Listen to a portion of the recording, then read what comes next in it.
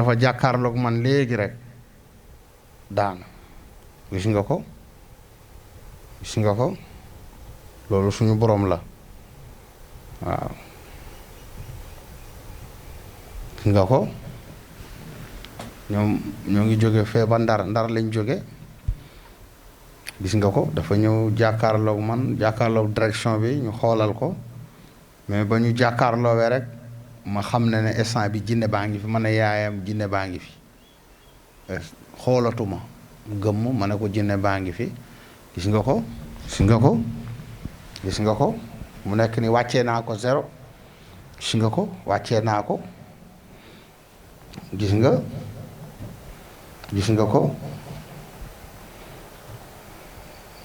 ko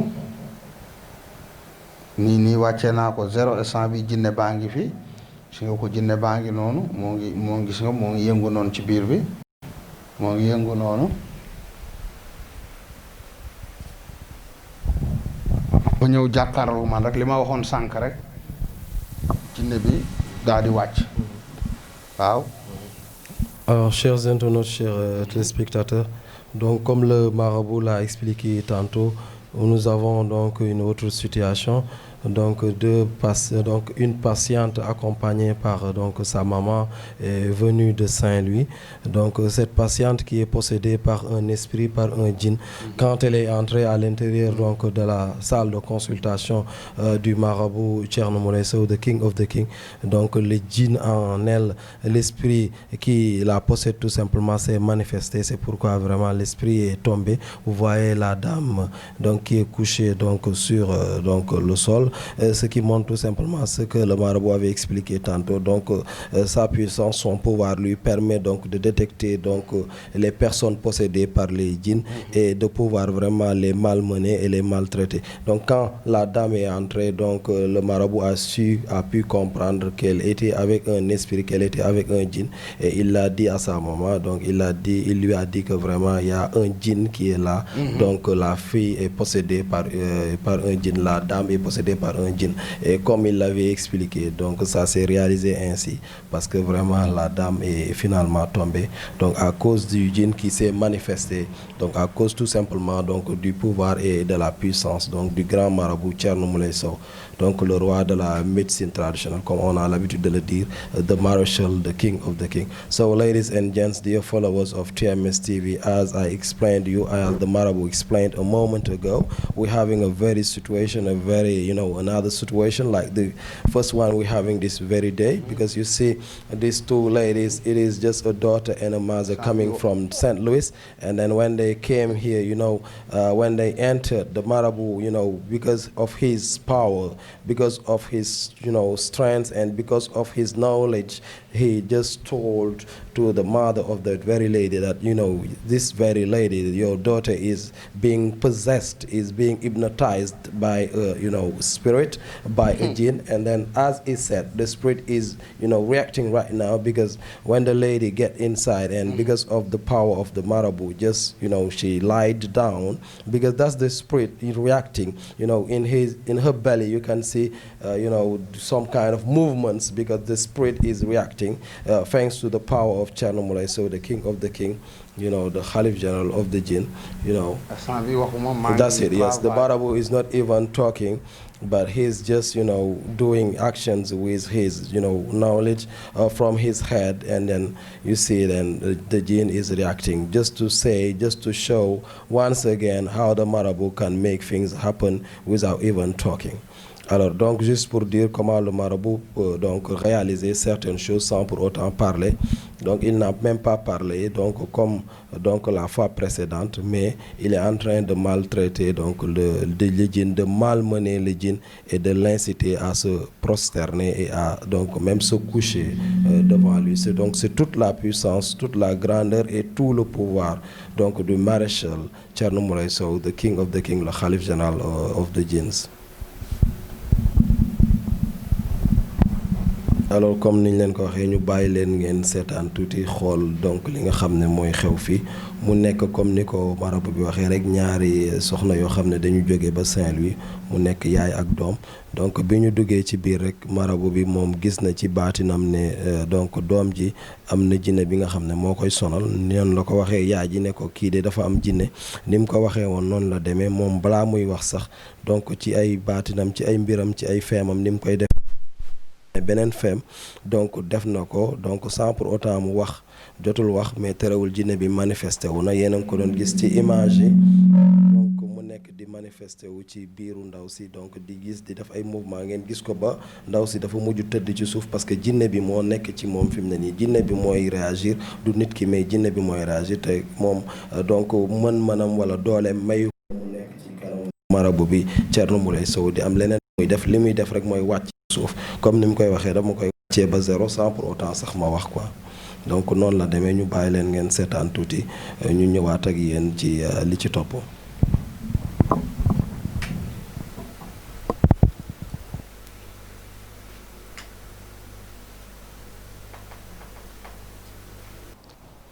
ba mu àndeek yaayam ñëw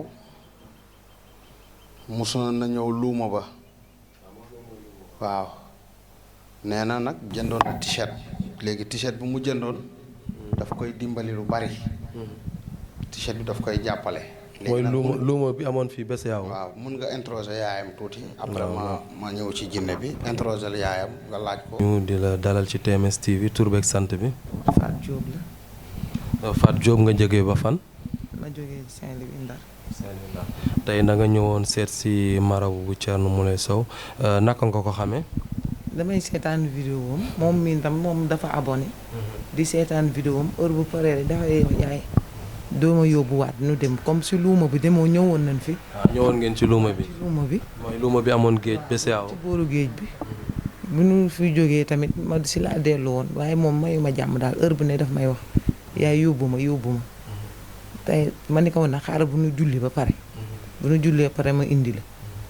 léegi nag mu ngi topp ma fan yi nan dem ne ma ne ko nan dem te wax papa maa ngi koy yóbbu waa ma xëy ñëw.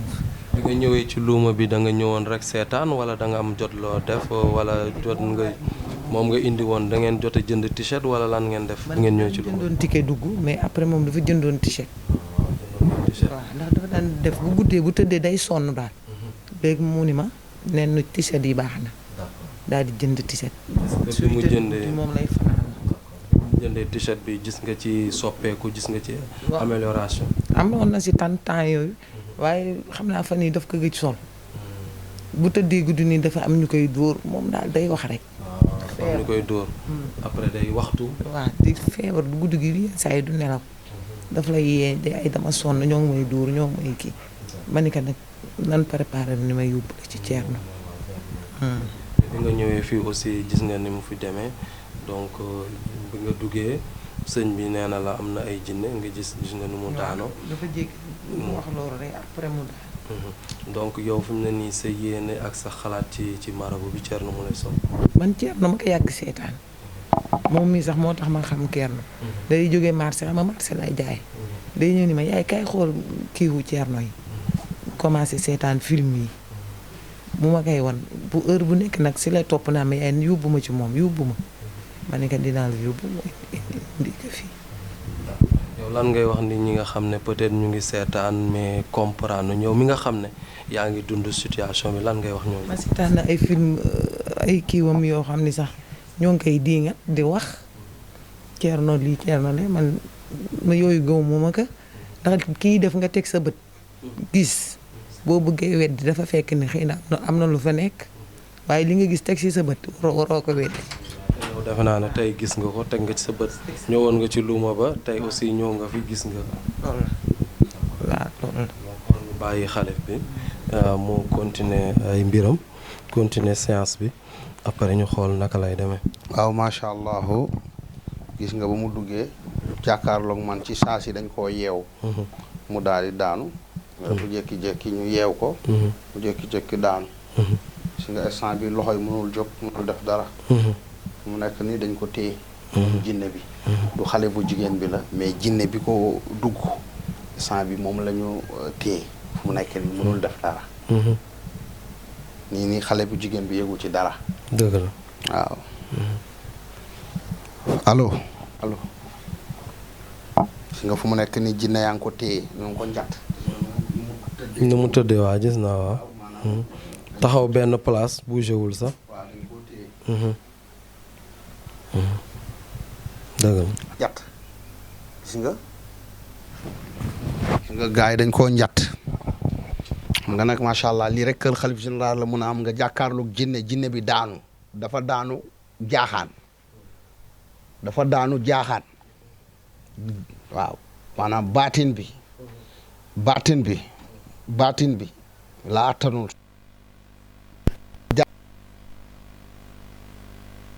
ci français ak ci alors comme il l'a dit donc le djinn quand il est entré, je veux dire, quand elle est entrée, donc elle est tombée, vous voyez, elle est tombée du dos, parce que c'est le djinn qui est tombé comme ça, qui n'arrive pas à supporter donc tout simplement la puissance et le pouvoir du grand marabout, du maréchal Thierno Moulé Sow, the king of the king.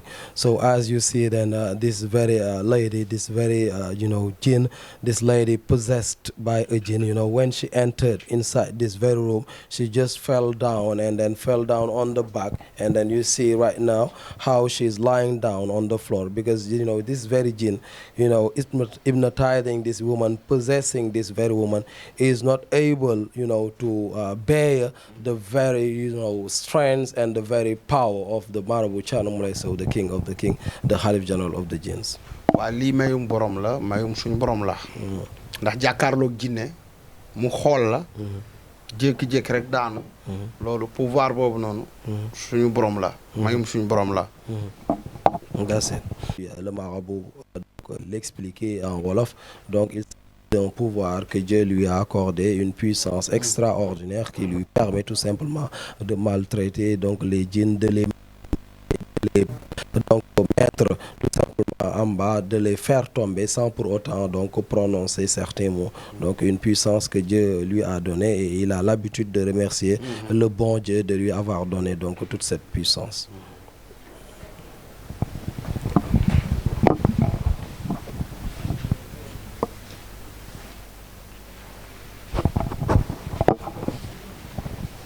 gis nga ko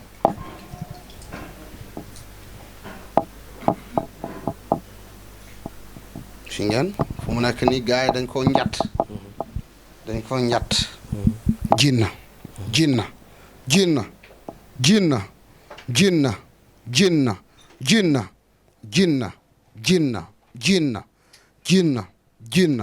gis nga jinne baa ngi ci biir bi gis nga moo ngi yëngu jinna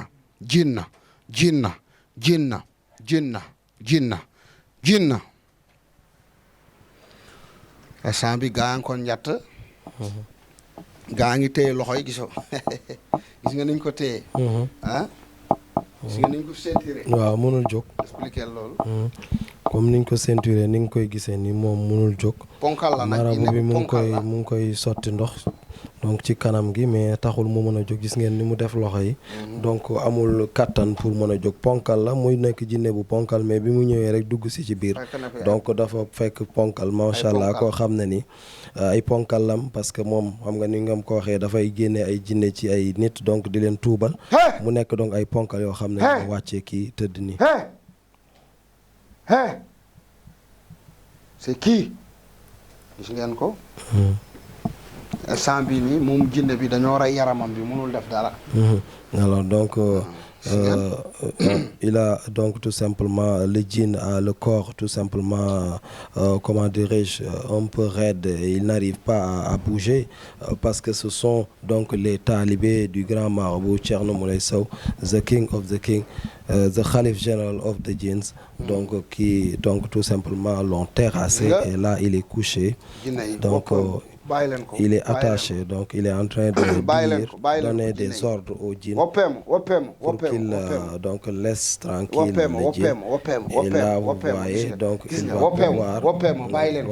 va pouvoir maintenant se lever parce que le marabout est en train de le libérer tout simplement. Il est en train de dire à ses disciples donc de le laisser tranquille, comme vous voyez donc dans les images. Donc vous voyez les mains qui étaient attachées sont maintenant déliées et vraiment sont libres. Donc vous avez vu donc une puissance particulière du marabout Thierno Moulay Sow, the king of the king, qui démontre encore une fois qu'il est vraiment le roi de la médecine traditionnelle, le khalife général des djinns. Le marabout l'expliquer en wolof, donc il un pouvoir que Dieu lui a accordé, une puissance extraordinaire qui lui permet tout simplement de maltraiter donc les djinns, de les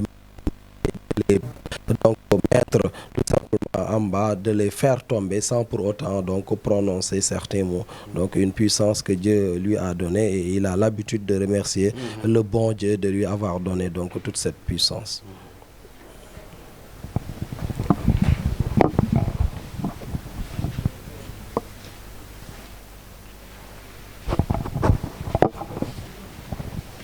gis nga ko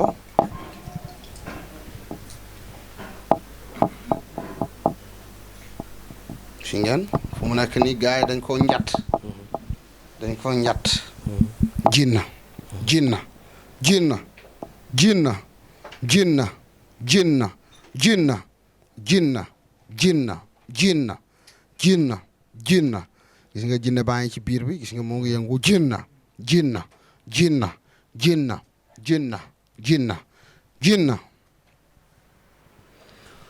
instant bi gaa ngi ko njatt gaa ngi téye loxo yi gisoo gis nga niñ ko téye ah gis nga niñ ko ceinturé waaw mënul jóg expliquer loolu comme niñ ko ceinturé ni nga koy gisee ni moom mënul jóg ponkal la nag marabu bi mu ngi koy sotti ndox donc ci kanam gi mais taxul mu mën a jóg gis ngeen ni mu def loxo yi donc amul kattan pour mën a jóg ponkal la muy nekk jinne bu ponkal mais bi mu ñëwee rek dugg si ci biir donc dafa fekk ponkal macha allah koo xam ne ni ay ponkal lam parce que moom xam nga ni ngam ko waxee dafay génne ay jinne ci ay nit donc di leen tuubal mu nekk donc ay ponkal yoo xam ne ñoo wàccee kii tëdd nii c'est kii gis ngeen ko instant bii nii moom jinne bi dañoo rey yaramam bi mënul def dara alors donc il a donc tout simplement le djinn a le corps tout simplement comment dirais-je un peu raide et il n'arrive pas à bouger parce que ce sont donc les talibés du grand marabout Thierno Moulay Sow, the king of the king, the Khalif general of the jinns, donc qui donc tout simplement l'ont terrassé et là il est couché donc il est attaché, donc il est en train de donner des ordres au djinn pour qu'il donc laisse tranquille le djinn. Et là, vous voyez, donc il va pouvoir maintenant se lever parce que le marabout est en train de le libérer tout simplement. Il est en train de dire à ses disciples donc de le laisser tranquille, comme vous voyez. Donc dans les images, donc vous voyez les mains qui étaient attachées sont maintenant déliées et vraiment sont libres. Donc vous avez vu donc une puissance particulière du marabout Thierno Moulay Sow, the king of the king, qui démontre encore une fois qu'il est vraiment le roi de la médecine traditionnelle, le khalife général des djinns. dañ koo téye dañ koo chaîné. gis nga ba ma nee bàyyi leen ko. ci la mën a yëkkati loxo yi. ba ma nee bàyyi leen ko ci la mën a yëkkati loxo yi. waaw.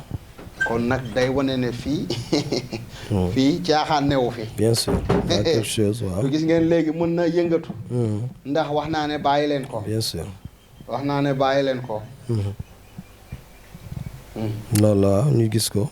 waaw wax naa ne bàyyi leen. parce que gis nga ni mu tëddee woon nag ni mu defoon loxo yi. parce que jinne yi ñoo ko njattoon dañu ko njattoon mu tëddee nii. ñii lañ ko téye du mën a yëngu. tant que joxewuma ordre. du yëngu. waaw moo tax ndeysaan li ñuy wax sama doole mooy sama xarit su ma ko lambee su ma jaaxlee ba lamb ko daj sama xel dal maanaam su ma xam-xam mooy sama doole su ma jaaxee ba lamb ko sama xel dal maanaam macha allah parce que déjà gis nga action bi fi am léegi. waaw gis naa waaw. xam nga loolu baatin la. bien sûr expliqué ko ci français ak ci anglais. voilà c'est ça. donc vous avez vu l'action comme le marabout vient de l'expliquer. gis nga jinne bi instant bi jinne baa ngi fi. gis nga bët yi. gis nga bët yi. na xippi leen bët yi jinne yi na bët yi xippeeku na xippeeku. vous l'avez vu. Le marabout, voilà, il est en train de donner des ordres à ses talibés djinns. Quand il dit faites ça, donc ils vont le faire. Et vous voyez, donc le djinn était tout simplement attaché, il avait donc les bras tout tendus. Mais quand le marabout a demandé à ses talibés de le libérer, vous avez vu, il a pu. Donc la dame a pu tout simplement utiliser ses mains. Parce que quand je dis il, je parle du djinn quoi, qui est à l'intérieur d'elle, donc l'esprit. Et là, vous voyez, le marabout vient de donner un ordre à ses djinns pour qu'il tout simplement fasse, comment dire, remuer ses yeux. Donc vous voyez, donc, ses yeux. Donc, c'est un djinn qui est en train donc voilà. Voilà. Le marabout vient d'expliquer. Pas d'une personne simple parce qu'il s'agit d'un djinn qui est en train, donc là les djinns ils regardent avec donc la partie blanche, pas comme une personne humaine qui regarde avec la partie noire de son œil. So ladies and gents, dear followers of TMS TV, you see then what is happening right now. The Marabout Thierno Moule Sow, the king of the king, the marshal, is just giving orders to his, talibés, to his jinns, and then you see this very jinn hypnotizing this very lady was just lying down, without being able to do any action, because you could see his hands just being tied on the very floor. But right now the Marabout giving orders to his jinns, and then they are just releasing his hands, and you can see the hand then just you see even the legs are just tied, the legs are tied by the talibans, the jinns of Thierno Moule Sow. So you see then Thierno Moule Sow giving orders to his jinns to let down the legs of this very lady, of this very jinn, of this very spirit. You see that they are just releasing his legs. When I say his, I'm talking about the jinn, I'm talking about the spirit. And then you see then it is, the spirit is being able, to move, the legs. And something like that. You see. Giving orders to the jinns to use the hands of the lady. The Marabout telling them, to use the hands of the lady and make it on the very neck of this very lady. And you see what is happening. What the Marabout is saying the jinns are doing right now. You see that the legs coming, the hands coming to the neck. You see. That's jinns doing, just doing the orders of the Marabout right now. You see the two hands on the neck. Marabout saying the two hands. You see what is happening right now. Incredible, unbelievable. What the Marabout is saying. Just making orders, giving orders to the djinns. Alors donc vous voyez le marabout qui donne des ordres aux djinns, et ce sont les djinns qui sont en train donc d'exécuter ces ordres. Il a demandé à ces djinns d'utiliser les mains donc de la jeune dame, tout simplement d'utiliser les mains du esprit donc du djinn pour tout simplement étrangler donc le djinn. Donc vous voyez ce qui est en train de se passer. Donc exactement ce qu'il dit, c'est ce qui se passe. Donc vous voyez le son, c'est le djinn qui donne ces genres de sons. Donc vous voyez, donc c'est pas une personne qui respire qui fait ça, mais c'est un djinn qui est en train donc de faire ces genres de sons. Donc tout simplement pour montrer encore une fois la puissance de Marabout Thierno Moule Sow, the king of the king.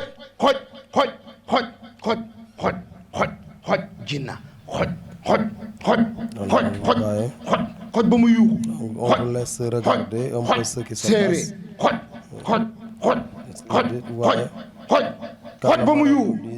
Khoj signifie donc étrangler. Donc c'est ça. Force, stress his neck, stress the neck of the street. You see. What is happening right now. Yes, that's what I have explained. Moom laay doon tey ma tuubal leen ñu nekk samay taalibe ñoom ñooy def li nga tey ñoom laay sant ñu may liggéeyal. Effectivement. jinne yi ma génnee ci nit ñi tey ñu daan sonal ay nit tey ñoom laay liggéeyloo. C'est ça. ñoom ñoo nekk di def li ngay wax. waaw xoj. Vous voyez yéen a ngi dégg ni muy yuuxoo noonu. Mu nekk lu xoj xoj mbokk yi gis ngeen macha allah lépp nag suñu borom la sant yàlla bu baax julli ci yonente bi sallallahu alayhi wa sallam mi ñu may kàttan ba ñu mën lii di ko def kon nag dañuy sant yàlla ndax nag lépp suñu borom la moo ma jox pouvoir ma jox kàttan bu may jàkkaarloo jinne bu ma xool daanu jinne bi dafa daanu ba jaaxaan loolu sant la sant suñu borom macha allah jinne yi ñoo fi nekk lëjal nit ñi lëjal sëriñ si lëjal borom xam-xam yi jaaxal borom xam-xam yi jaaxal sëriñ si man Thierno ma ñëw nag jommil jinne yi waaw ma ñëw indi solution lépp nag ànd ak suñu borom ànd ak yàlla ak yonente bi macha allah yàlla ak yonente bi ak alxuraan macha allah jinne bu ma ci jàkkaarloo nga wàcc loolu nag sant rek gis ngeen li ma ko def tey gis ngeen lii macha allah suñu borom la gis ngeen maa ngi utiliser fii jinne yi nga xamante ne woon daan naan daan yàq ma jël leen tuubal leen dugal leen ci lislaam ñu doon suma taalibe di ma liggéeyal tey lu ma bëgg ñu defal ma ko kàttan suñu borom lu ma leen wax ñu def lu ma leen tere ñu bàyyi tey ñoom laay liggéey loolu lii macha allah gis ngeen ko gis ngeen ñoo ngi ko xoj continuer xoj bi continuer leen xoj bi gis nga jigéen bi kanamam bi dafa fees instant bii du moom melul nii ba muy dugg sànq ci néeg bi melul woon nii n'est-ce pas soxna si parce que instant bi jinne bi mooy moo manifesté wu maanaam xale bu jigéen bi dafa maanaam ci misaal dafa mel ni lu néewi waaw dafa néewi melul nii effectivement waaw maanaam du ko ndaw waaye melul nii mais li mu àndal da koy gën a yokk funki daal waaw da koy gën a funkiloo waaw moo koy funki expliquer loolu loolu xoj jinna koy gis noonu ci image yi xoj gis xale bu jigéen bi xoj ngi xoj mu néew xoj donc jinne bi mooy def xoj loolu xoj donc ñu koy xoj ngeen dégg ni muy yuuxoo ci suuf saa bi ñoo ngi ci 5 heures du matin 5 heures 16 ñu ci 5 heures waaw 5 tey moom reeruma sax day doy waar tey moom reeruma ñoo ngi ci 5 heures 16 macha allah dañoo ngi fanaan maa ngi fii ci Cambérène macha allah ñoo ngi ci liggéey bi gis ngeen ñoo ngi fii 5 heures 16 5 heures du matin démb dañoo fanaan 7 heures laa génn kër gi tey it maa ngi fii dalay leeral ne xam naa ne tey tamit 7 heures dina ma fekk fii 7 heures du matin kon nag gis nga liggéey bi ñuy def dafa métti maanaam day ànd ak gëm ak bëgg ak dëggu parce que liggéey bi dafa yombul waaye nag dañ ciy jaamu suñu borom macha allah léegi nag gis ngeen maa ngi wax jinne yi ñoo ngi xoj jinne xoj xoj donc le marabout qui est en train d'utiliser donc ces djinns, ces bismillahi moulay jinna ses disciples xoj ils sont en bismillahi train moulay d'exécuter ces ordres. bismillahi moulay parce que am na jinne bi nga xamante ne dama ko tuddee bismillahi am na jinne bu ma tuddee bismillahi am na jinne bi nga xamante ne maa ngi ko tuddee alif am na jinne bu ma tuddee laam turu yàlla yi tamit d'accord waaw donc comme vous voyez waaw quand kon il dit bismillahi moulay kooku jinne la jinne bi ma tuddee bismillahi moulay donc jinna bismillahi moulay jinna il xoj lui a donné le xoj nom de xoj bismillahi bismillahi moulay jinna xoj bismillahi jinna xoj xoj bismillahi moulay bismillahi moulay gis nga jinne baa ngi xoj jinne bi bismillahi laa ko tuddee d'accord bismillahi donc il porte te xam le nga nom de bismillahi dafa am doole bien sûr bismillahi donc bismillahi moulay bismillahi bismillahi moulay il a jinna d'autres djinns bismillahi qui ont moulay comme nom alif, jinna xoj d'autres qui ont bismillahi comme moulay nom lam. jinna xoj xoj So we xoj see xoj then, xoj xoj no, this xoj very xoj name xoj is xoj Bismillah jinne bismillahi the marabout Bismillahi Moulay. Bismillahi You know, the Moulay. marabout is giving him his bismillahi moulay jinna xoj xoj actions, xoj bismillahi moulay bismillahi stressing moulay the neck of this very lady. bismillahi moulay And you jinna see xoj the bismillahi jinn moulay of this very bismillahi jinn, moulay and you see bismillahi the moulay jinn bismillahi is moulay just crying, jinna bismillahi saying, moulay what is xoj happening right xoj now? xoj Something xoj else xoj is happening out.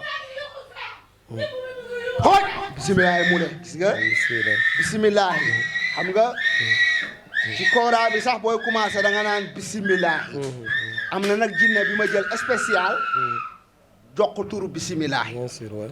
C'est kon nag bismillahi moulay bismillahi moulay Donc, quand vous bismillahi commencez moulay avec le Coran, bismillahi moulay vous dites souvent bismillahi bismillahi Alors, le bismillahi marabout Moulay, bismillahi c'est le king of the bismillahi king, bismillahi a pris un bismillahi king moulay et lui a bismillahi donné tout moulay simplement le bismillahi moulay bismillahi Donc moulay c'est pourquoi on dit Bismillahi Moulay. Xam Voilà, nga c'est ça.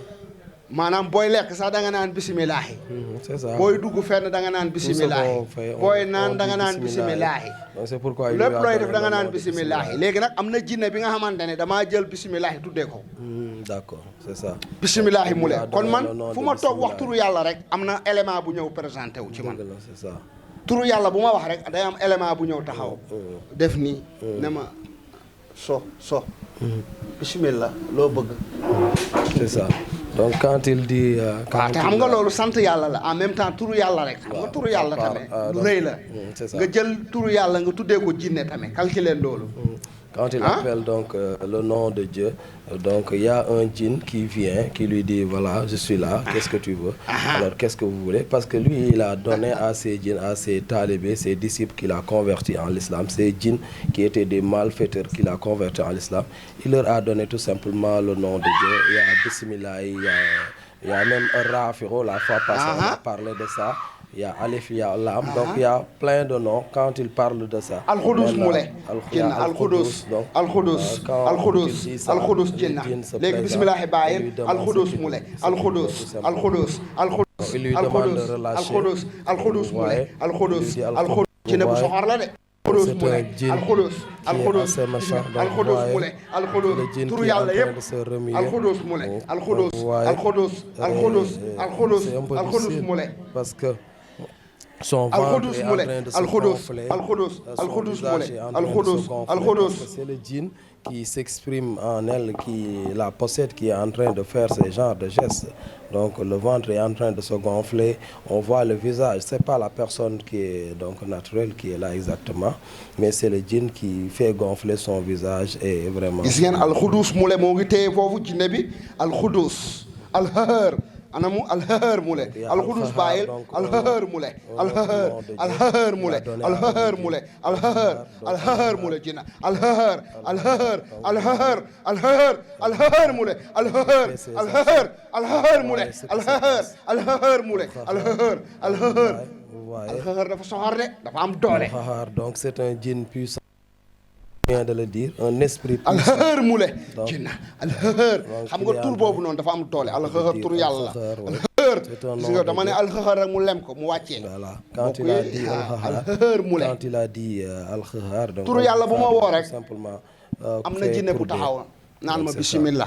when he calls the name of God, Al-Khahar Moulay jinn being here saying yes bismillah, I'm here, I'm ready to do your orders, I'm here for gis nga Al-Khahar dafa ñëw Al-Khahar what dafa ñëw rek lem ko has done to the lady, jinne bu soxor la dafa ñëw rek lem ko gis nga made her down, mbokk yi. you see, made her going on the left, you see then what the jinn Al-Khahar is doing, because he is just giving the jinns the name of God. We have Al-Khahar, we have Rafi, we have Al-Khoudous, we have Bismillahi Moulay, every kind of name, names of God, he's giving to the jinns. And these very jinns léegi Al-Khahar bàyyil you see, he's using now Al-Latif. You see, Al-Khahar now, he's telling him to let down. Less, Al-Khahar, leave it, let it down. You say, leave it, let it down. You see, Al-Khahar, so let down, because the Marabu told him just to let down, and then he will be using another jinn, maybe Al-Latif, as you said. léegi nag xaaral ma Yes, this is Latif laa bëggoon Al-Latif, yes. xam nga Latif dafa sedd waaye Latif sedd na trop waaye tamit am na tàngoor.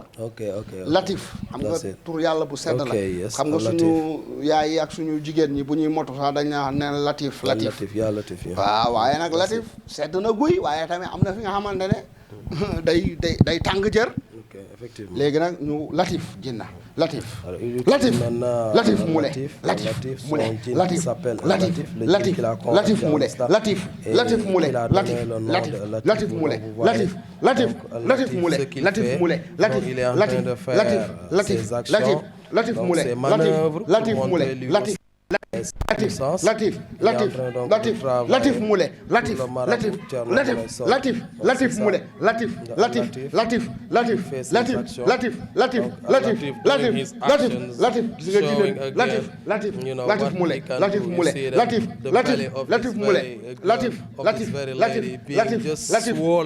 Latif Moulay being swollen, because Al-Latif is doing his actions, and then the Marabu giving him the orders to, just how they say again, to move the body and to léegi Latif bàyyil saying, let down Latif.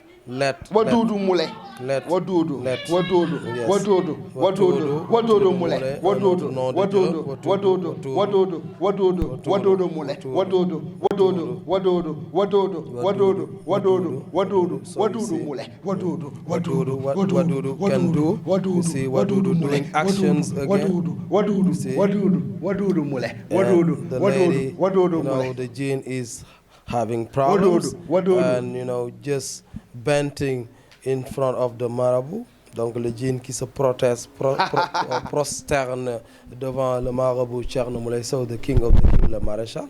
Donc Wadoudou qui a montré toute sa puissance quand le marabout l'a appelé. Allahu Karim. Allahu Karim. Il utilise donc les noms de Dieu qu'il a donné. tay dama bëgg ñamal jinne yi mo tuddé suñu borom tuuti. Allahu Karim. Allahu Karim jinna. Allahu Karim. Allahu dafa diis de qu'il a converti nga Allahu lu mu bokk de dafay am doole. Allahu Karim. Allahu Karim. Allahu Karim. Allahu Karim. Allahu Karim. Allahu Karim. Allahu dafa diis de place boo ko teg beneen place ba day wàcc day damm. Allahu Karim. Allahu Karim. Allahu koo ko posé maanaam beneen bi day maanaam day nii lay def nii balance bi day pant daal nii non du pant day damm waaw ndax Allahu dafa diis poids bu diis la. Allahu Karim. Allahu Karim. Allahu Karim. Allahu Karim. Allahu Karim. Allahu Karim. Allahu Karim kooku ay turu yàlla la yi ma jàpp ay jinne gorel leen tuubal leen jox leen turu yooyu waaw. Allahu Karim. Allahu Karim. Allahu Karim. Allahu Karim gis nga nu muy Allahu dafa diis de. Allahu Karim. Allahu Karim. Allahu Karim. Allahu Karim. Allahu Karim. Allahu Karim. Allahu Karim. Allahu Karim. Allahu Karim. Allahu Karim gis nga Allahu bi dafa diis de. dafa diis waaw. waaw léegi ñu bàyyi Allahu Karim boobu ñu jël Allahu Muhammad boobu tamit jinne la.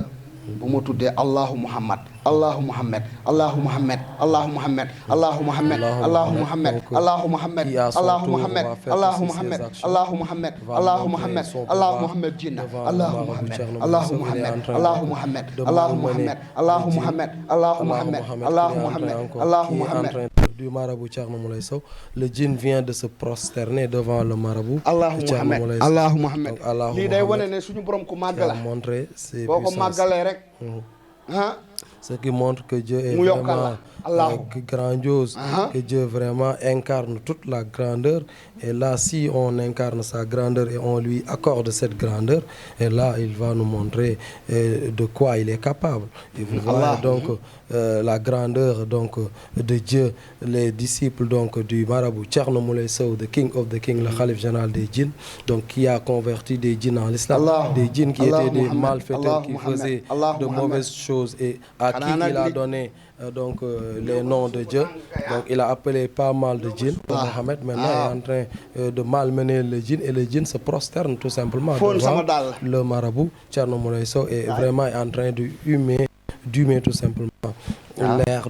Man sama lépp Allahu Muhammad la. What the marabout Thierno Moulay Sow is doing, having Allahu Muhammad as a jinn, because he's doing what he's doing is just converting jinns every time and giving them the names of God, and then you see he called many names, Ya Latif, something like that, Al Latif, Allahu Karim, and then right now we're having Allahu Muhammad, just moving the jinns and manipulating the jinn, and the jinn came to the the very foot of the very feet of the marabout Thierno Moulay Sow, the marshal, and then he's just bending down and then trying to have his nose on the very feet, on the very foot of Thierno Moulay Sow, the king of the king, the Khalif General of the jinns, just to show again his power, his strength in front of the jinns, and then the power and the strength of God, giving him this ability, the capacity and this knowledge to be able to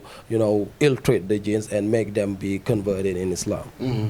léegi nañu bëgg yàlla bëgg yonente bi macha allah ndax yàlla moo fi ne yàlla rek moo fi ne dara amu fi lu dul yàlla lépp lu fi ne suñu borom moo fi ne nañu bëgg yàlla bëgg yonente bi nañu bëgg yàlla bëgg yonente bi nañu bëgg yàlla bëgg yonente bi jinne baa ngi yëngal bopp dama ne nañu bëgg yàlla bëgg yónnente bi jinne baa ngi yëngal bopp waaw loolu wax boobu noonu yëngal na ko nañu bëgg yàlla bëgg suñu borom bëgg yónnente bi sallallahu alayhi wasallam mooy suñu guide de religion Muhammad sallallahu alayhi wasallam man mooy suma lépp mu yónnente bi mooy sama lépp macha allah waaw yónnente bi sallallahu alayhi wasallam mooy sama lépp ndax man sama bët yi sax dañ ci bind Muhammad bind ci Allahu waaw kon nag man yónnente bi mooy sama man dama jeex ci yónnente bi tàkk waaw jinne baa ngi yëngal bopp de xoolal loolu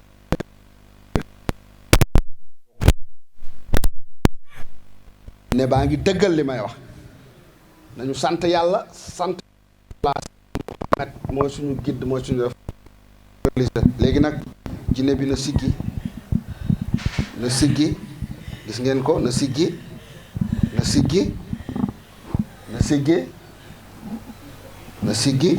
Alors, donc il est en train donc de dire à ces djinns de relever donc ces djinns. Et vous voyez, le djinn s'est relevé et donc est assis devant le grand marabout Thierno Moule Sow. Il est devant maintenant le marabout Thierno Moule Sow, the king of the king. yow la kan léegi nag ma laaj ko moom la kan. Il va lui poser quelques questions. C'est qui? Le djinn va s'expliquer. yow la kan.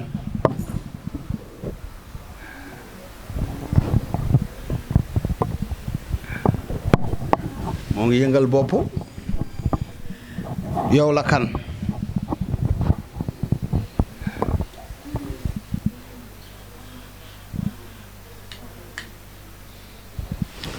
moo ngi yëngal bopp waaye dina wax waaw moo ngi yëngal bopp mbokku taalibe yi général des djinns Thierno Moule le king of the king le roi médecine traditionnelle du monde Marisha macha allah tey suma yaram dafa daw ma tudd fi ay turu yàlla ndeysaan turu yàlla bu ma tuddee ko jinne turu yàlla bu ma tuddee ko jinne ndeysaan loolu dafa rëy dafa foor ci man maanaam dafa mel ni fleur bu ñuy arrosé maanaam su ma xol dafa day naat day kontaan maanaam dama bëgg yàlla jeex ci yàlla moo tax man su ma lépp yàlla la waaw ba ma daan dem ci àll bi sax nga xamante ne ay àll yi nga xamante ne xaw ma ay dëm ma fa nekk xaw ma damay dem te du ma déggante ak ñoom làkk di xuus di dem ci àll bi lépp di sant yàlla waaw am na àll yi nga xamante ne ndeysaan dem naa fa dañuy lekk ay nit sax waaye yàlla ak mbaaxam ak yërmandeem moo ma indiwaat waaye dégg ne tey Sénégal kenn du ma xam waaw parce que gasal nañ ma ay pièges ay kàmb yi nga xamante ne tey munoon naa fa dee kenn du ma xam kenn du xam kuy Thierno Moule lépp nag dama daan génn ngir sàkku xam-xam ndekete nag suñu borom am na lu ma defal waaye xaw ma ko xam nga boo nekkee ndaw mun nga yàkkamti te fekk ne ndeysaan am na lu yàlla def ci yow ndeysaan may tayaxe rek ci àll bi waaye nag am naa ci expérience tamit parce que boo génnee ci àll bi di nga am expérience di nga am tamit yenn xam-xam yi ndax rek génn tukki rek xam-xam la parce que boo tukkee li ngay dund seen kër doo ko dund ci àll bi man dund naa lu ne toog naa ay fan duma lekk naan naa ci ndoxu salaan non ndoxu dex sax moom normal na naan naa ci ay ndoxu yi taa nii fekk ndox mu taa ci àll bi nga def nii sa loxo rek nii def nii naan ba doyal def naa ko sol naa benn yére weer macha allah toog naa 1 mois du ma sangu parce que maa ngi ci àll bi lekk naa ay orange ba sama yëpp xar yii kon man mooy fi ma jaar ku fa jaar takk ban ma waaw bokkuma nag ak gars yi ñi nga xamante ne dañuy jékki-jékki rek sol yére ne ay sëriñ lañu benn ñun dañoo mbapat dañoo dox ci àll bi sonn xiif mar souffrance daj lu ne gis lu ne ñu mënoon ñu daggate ñu fees ñu lekk ñu dem ci ay dëkk yi nga xamante ne déggantewuñu ak ñoom làkk dégguñu wolof dégguñu français dégguñu pël maanaam waxu muuma rek laay wax ak ñoom rek parce que déggantewuñu loxo laay wax ak ñoom def ay gestes ñu mun la comprendre parce que déggante woo leen foofu yëpp jaar naa fa sant yàlla kon nag bul gis ni tey mu nekk au sommet nga ne da nga bëgg a mel ni kooku non xoolal kooku fu mu jaar est-ce que yow di nga ñeme jaar foofu xoolal kooku li mu daj est-ce que di nga ñeme daj loolu bul gis nit ki nekk au sommet rek nga ne kii tolloo naa ak moom taxawaay rek maanaam damay mel ni moom da ngay nax sa bopp de waaw loolu tamit ndeysaan yéeg ay montagnes yi nga xamante ne booy dox da ngay toog da ngay direeku di wàcc ndax boo taxawee daanu te boo daanu waxuma la dee sax da ngay nekk pièce détachée yéeg nañ ay montagnes yi nga xamante ne bu ñuy dox dañuy kii dañuy da ngay direeku parce que nu mu bindoo la montagne yi nga xamante ne nii la def boo daanoo moom waxuma la dee mais yow da ngay nekk ay pièces détachées kon romb nañ yooyu yëpp jéggi nañ siraatal ñun jéggi nañ li ñuy wax jéggi siraat jéggi nañ ay siraat yoon ba tey ñoo ngi dund kon dañuy sant suñu borom lekk nañ pasoon ñoo ngi dund kon dañuy sant suñu borom waaye nag ba mu jotee la suñu borom nag ne Thierno Moule nag attention sonn nga waaye jinne boo jàkkaarloo léegi day wàcc gis ngeen kon nag damay sant yàlla bu baax a baax julli ci yonente bi waaw dégg ngeen waaw maa ngi ñëw wax ak dëmm bi léegi nag ma wax ak jinne bi nit day am gëm-gëm xam nga fi ma wax li ma wax lii yëpp tey am na ñu bëri nga xamante ne jaralul leen ko génn dem àll bi nga xamante ne yow xamoo àll bi xamuñu la tey fii am na ñu bëri ñu mu jaralul loolu maanaam di tukki te amoo adresse kooku dama ko yàgg a def man di dem ci dëkk te xamoo fa kenn kooku man sama habitude la man te ñu bëri amuñu fi tukki te amuñu adresse man nag dëkk bu may dem du ma am adresse dama naan cëll ci biir dëkk bi du ma fa xam kenn du ma fa xam mais danaa fa dugg dund fa wër li may wër ba génnaat ci jàmm ak salaam kon loolu góor yàlla dëgg ak ku am fi dëgg ak ku yàlla may dëgg mooy tukki te amoo adresse kooku yàgg naa ko def ci àll yi tukki te amoo adresse maanaam adresse mooy lan fi ngay jëm nga xam fa mais booy dem te xamoo fi ngay jëm loolu góor yàlla dëgg ak ku am fi dëgg mooy def loolu tukki te amoo adresse amul góor gu ko ñeme góor ñi ko ñeme bariwul de kon nag sant suñu borom léegi ñu wax ak jinne bi waaw léegi yow la kan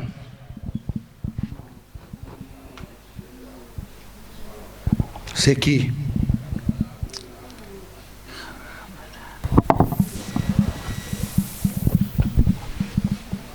dafa mel na dafa bañ a wax quoi waaw. Alors donc le marabout a pu expliquer une chose importante. En attendant jinne bi wax. Il a pu expliquer donc son palmarès, sa carrière. Donc day dem douche. Tout le processus qu'il a eu à faire. Donc tout simplement avant donc de devenir quelqu'un. Donc parce que comme vous voyez. Donc comme vous voyez, donc le marabout Thierno Moule Sow a pu aller dans beaucoup de localités. Donc tout simplement. Donc, après nga ñëw continuer. ma wax ak jinne bi. expliquer loolu li ma wax ci français. Donc le marabout Thierno Moule Sow, the king of the king, qui a pu expliquer donc tout son pouvoir.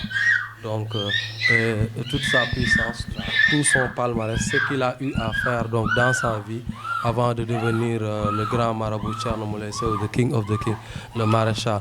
Donc il a eu à beaucoup voyager, à partir donc dans beaucoup de villages, dans beaucoup de localités, sans pour autant avoir de destination et pourtant il est arrivé à s'en sortir. Donc ce qui montre tout simplement qu'il a été béni par Dieu, Dieu qui lui a donné cette puissance, ce pouvoir et la possibilité de pouvoir même aller dans un village dans lequel il ne connaît personne et de pouvoir tout simplement vivre là-bas. Donc il a eu à grimper des montagnes, à donc boire au niveau donc des flaques d'eau et tout simplement à manger donc des oranges, donc uniquement des oranges et à rester des jours sans pour autant manger et il a pu donc s'en sortir. So the Marabout Thierno Moule Sow, the king of the king, the Khalif General of the Jinn, explaining what he has done before becoming a great Marabout. He has gone to many parts of the world. Even he was traveling in some villages, in some countries, without even being able, without even knowing somebody there.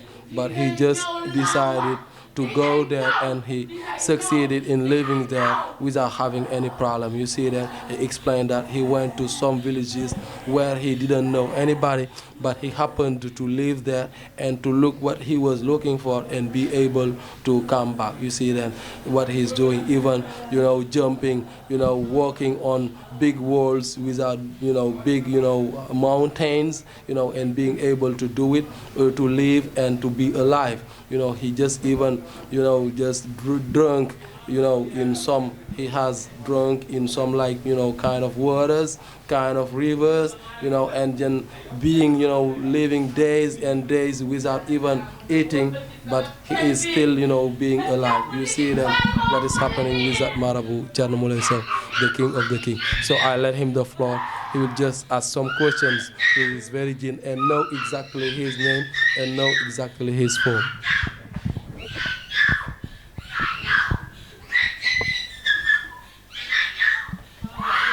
waaw mbokk yi léegi c'est kii yow la kan yow la kan noo tudd yow lan nga yow lan nga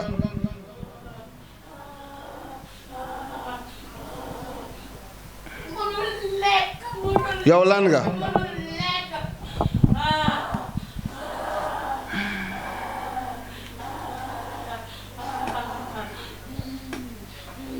léegi nag jinne bi bu waxul foog ñu defal ko bagage.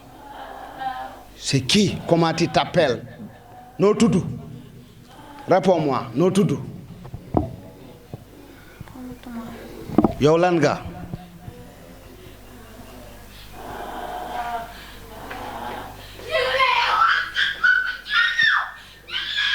yow lan nga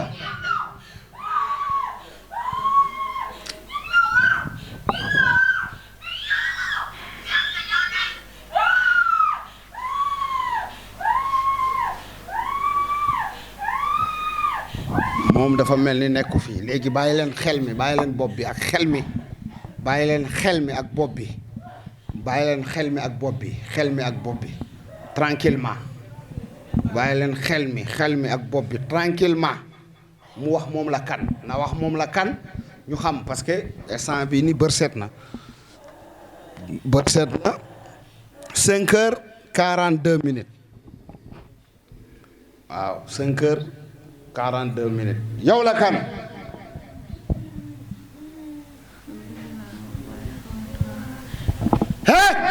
c'est qui yow la kan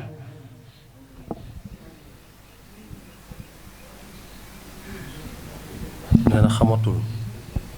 waaw mais na wax moom la lan yow la maanaam xamatoo noo tudd Rama foo dëkk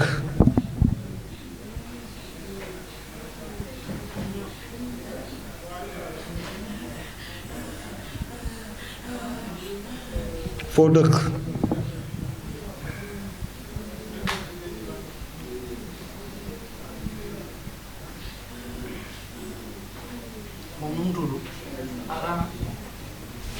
léegi jinne yi dama bëgg ñu sonal ko ngeen torturer ko mu wax moom la kan ñu xam moom la kan jinn yeew leen ko jinne yi yeewal leen ma ko yeewal leen ma ko jinne yi yeewal leen ma ko yeewal leen ma ko jinne yi yeewal leen ma ko yeewal leen ma ko yeewal leen ma ko yeewal leen ma ko gis nga dafa ne xamul moom la kan mu joxe turu xale bu jigéen bi te tuddul noonu gis nga instant bi jinne bi moo fi nekk du Rama parce que mu ne xamatul turam léegi fa mu joxe turu xale bu jigéen mais gis nga ni ñu ko yeewee gis nga ba ma nee nañ ko yee gis nga ni ñu ko def léegi nag xam nga lu ma bëgg maam Yande dama bëgg ngeen laxasu ko lëg daaro a Adama maam Adama lëg daaro mbay lëg daaro maam Adama lëg daaru mbay jinna laxasu ko jinna laxasu ko laxasu ko laxasu ko jinna laxasu ko laxasu ko laxasu ko jinna laxasu ko laxasu ko maam Adama lëg daaru mbay jinna lëg daaru lëg laxasu ko lëg maam daaru lëg laxasu ko lëg daaru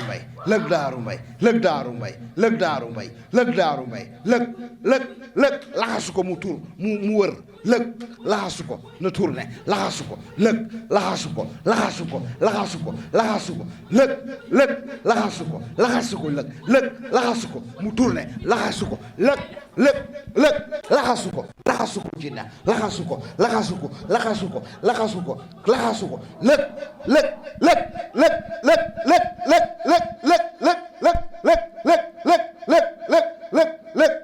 laxasu ko gis nga jinne bi ci biir yi laxasu ko lëg daaru mbay esclave Thierno Moule Sow maccuɗo Thierno Moule Sow jaamu Thierno Moule Sow lëg daaru mbay esclave Thierno Moule Sow maccuɗo Thierno Moule Sow jaamu Thierno Moule Sow lëg daaru mbay esclave Thierno Moule maccuɗo Thierno Moule Sow lëg daaru mbay jaxase lëg daaru esclave Thierno Moule lëg daaru esclave Thierno Moule lëg daaru mbay lëg daaru jaxase lëg daaru mbay lëg daaru borom Dakaru taalibe Thierno Moule Sow maccuɗo Thierno Moule Sow jaamu Thierno Moule Sow lëg daaru jaxase lëg daaru maccuɗo Thierno Moule jaamu Thierno Moule Sow jinna lëg daaru mbokk yi borom Dakaru suma jaam la suma maccuɗo la c'est mon esclave lëg daaru bu nit ñi di bàqoo ku jóg ne lëg sama maam la bien vrai seen maam la waaye man sama esclave la moom laay liggéeyloo fi kenn mësul gis kuy liggéeyloo lëg daaru Sénégal ku dul Thierno Moule ndax sama kër lay yeewoo sama kër fii lay añee fii lay ndékkee fii lay fanaan lëg daaru lëg esclave Thierno Moule Sow lëg daaru mbay lëg daaru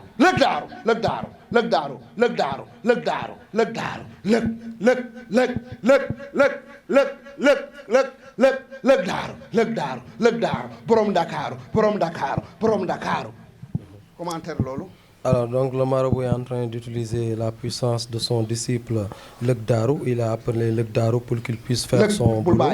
Donc, Lëg Daaru est en train de malmener ce djinn. Donc, vous voyez comment il a fait. Il a pu remuer le djinn et vraiment le malmener. Vous voyez donc le djinn qui se prosterne, qui donc utilise une autre position, tout simplement parce que c'est Lëg Daaru dont les gens parlent souvent. Ils disent Lëg Daaru, donc à Dakar. Donc c'est un talibé de Thierno Moule Sow. Donc il vit dans sa maison. Donc il est là, il est donc parmi ses disciples. Il est l'un de ses disciples. Et là, il vient de l'utiliser. Et c'est ce Lëg Daaru là, ce disciple, ce djinn qui a été converti en l'islam et vraiment qui est en train de faire, d'exécuter donc les ordres de Thierno Moule Sow, the king of the king, le maréchal. Alors, so ladies and gents, dear followers of TMS TV, welcome to your favorite channel. You see that, the Marabout Thierno Moule Sow, who is using, his, Talibe Lëg Daaru, Lëg Daaru, one of his Talibe, doing, the actions that Marabout is, saying him to do. And you see that Lëg Daaru just moving this jinn and making him, bent in front of the Marabout and having another position. You see then what Lëg Daaru has done, a very big, jinn, very big spirit, who was converted in Islam and who was, taken by the Marabout Thierno Moule Sow inside this very house, and who is doing exactly what the Marabout is saying. Lëg Daaru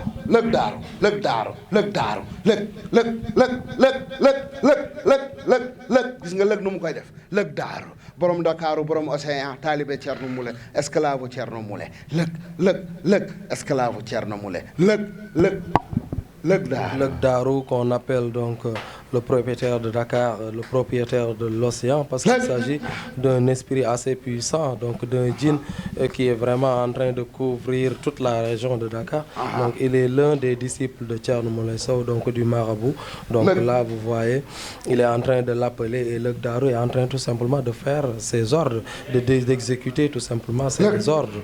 Et il est en train de malmener lui à son tour ce djinn qui est en train de se prosterner devant le marabout Thierno Moulé Sow, the king of the king, le maréchal. Lëg Darou. So Lëg Darou, you know, the marabout using the power of his talibé, Lëg Darou, and you see what Lëg Darou is doing. He's just using his power to just infiltrate this very djinn. And you see, yes, Lëg Darou is doing, you know, kind of, you know, hair. You know, when we say Lëg Darou, it is a hair, and then, you know, this hair is using this very djinn and, you know, making him do, you know, actions of, you know, hair. You see then, actions of rabbits. That's what the djinn is doing right now.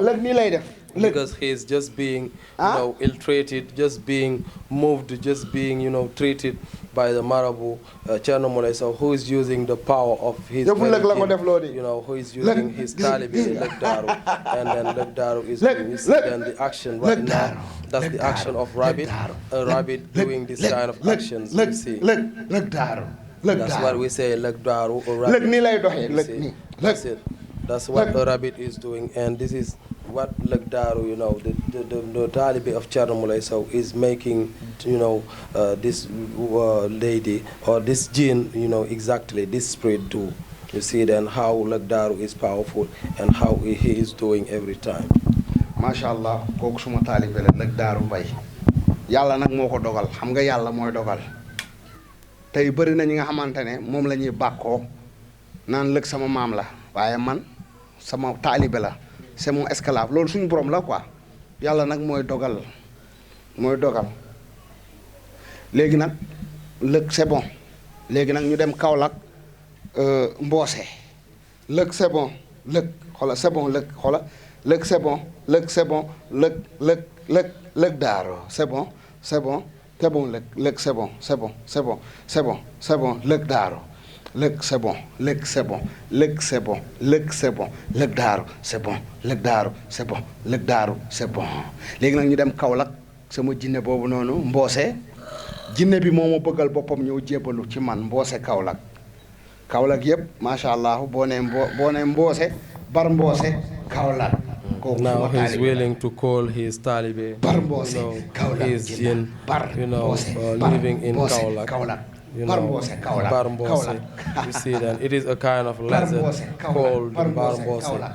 You see then what Barmbose is doing right now, what Barmbose is making the jinn do. You see then the actions Barmbose doing, you know, very incredible, unbelievable actions right now. Because Thierno Moulé Sow, the king of the king, is calling his talibé Barmbose, who is just willing to be a talibé of Thierno Moulé Sow. You see then what Barmbose is doing. That's what the jinn is doing right now. Doing actions of Barmbose.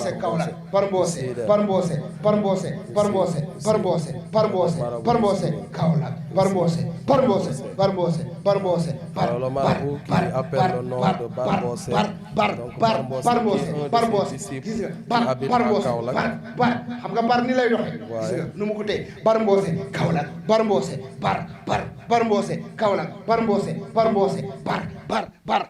Barmbose Kaolack. gis ngeen mbokk yi maa ngi liggéeylu ay jinne yu mag ay jinne yi nga xamante ne macha allah ay Barmbose defe naa ne Barmbose Kaolack yow yéen waa Kaolack ngeen xam ngeen Mboose. c'est mon talibé. Mboose c'est mon talibé macha allah Barmbose nee na ma Thierno ma ne ko naa mu ne ma sëriñ yi ñoo ngi wirdu pour ma ñëw seen wet. waaye ma bañ mais yow. dafa am lu yàlla def ci yow damay ñëw nekk sa wet di la liggéeyal nga doon sama sëriñ loolu unité 19 la mu ne ma sëriñ si dañ may wirdu pour ma ñëw maa bañ mais yow man maa ñëwal sama bopp moom moo ñëw Bar Mbossé moom moo ñëw jébbalu loolu unité 19 la ci buntu kër gi foofu.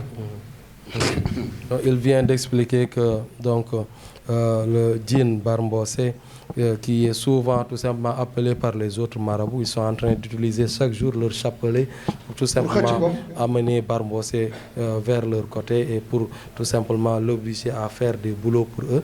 Mais Bar Mbossé a refusé tout simplement d'aller vers eux.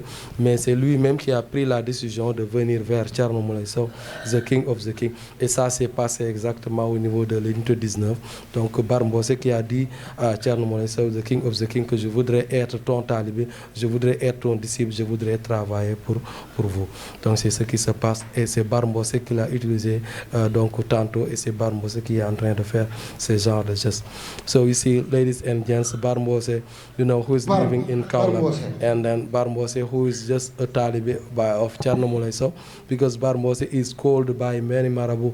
Many marabouts are using their chaplets to make Bar Mbossé come, but Bar Mbossé is refusing, and then Bar Mbossé is just willing to be a talibé of Thierno Moulay Sow, and that happened in Unit 19. Bar Mbossé, you know, being the talibé of Thierno Moulay Sow, is doing this kind of actions. Bar Mbossé, jinna, bar Mbossé,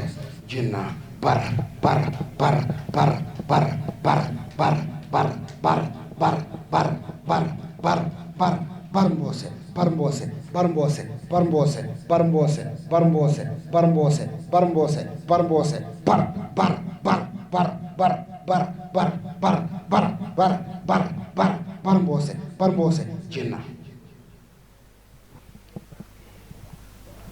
léegi nag Ahouda Shakir moom mooy 3e ambassade Iblis keroog moom laa xeexaloon fii xeex bu metti Ahouda Shakir moom laa xeexaloon fii xeex bu metti Ahouda Shakir jinne bu soxor bu am doole sama tànk bi dem naa def analyse 350 000 clinique bu mag ndax xeex bu metti bu ñu xeex ma daaneel ko rëpp ko nii sama zone bi di metti waaw affaire yi yombul de léegi nag jinne boobu laa koy dumaloo mu wax moom la kan jinne boobu noonu jinne bu am doole la gis ngeen keroog ba mu ñëwee fi kër gi yëngu na gis nga maa ngi wax rek commencé na ko def ay courte carte jinne bu doy waar sax Ahouda Shakir moom moo nekkoon 3e ambassade Iblis gis nga instant bi dama koy turam rek laa wax de waxuguma sax mu def dara moom commencé na def ay bagages am